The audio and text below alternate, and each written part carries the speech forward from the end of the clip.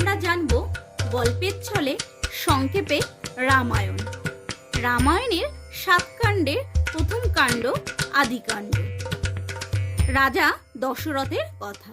সে অনেককাল আগের কথা। সরজু নদীর তীরে কোশল রাজ্যের রাজধানী ছিল অযোধ্যা নগরী। সেখানে রঘুবংশের রাজা দশরথ রাজত্ব করতেন।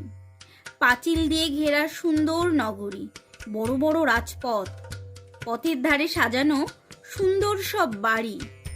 রাজা রঘু ও তার পুত্র অজ এক সময় এখানকার রাজা ছিলেন।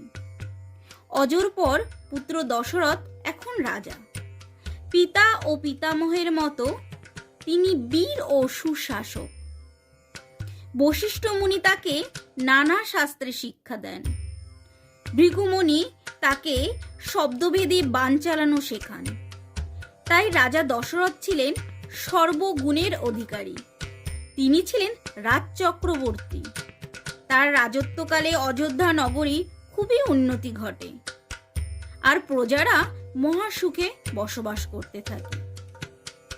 কিন্তু রাজা দশরথের মনে শান্তি ছিল না। রাজার 3 রানী, কৌশল্যা, কৈকেয়ী আর সুমিত্রা। 3 রানীর কেউই সন্তানবতী নন। সুতরাং রাজা দশরথের ধন দৌলত ঐশ্বর্য সবকিছু থাকলেও কোনো পুত্র না থাকায় পুত্রহীনের দুঃখে দিন যাপন করছিলেন।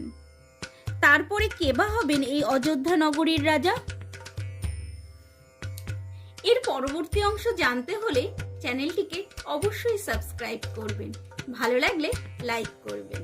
Thank you.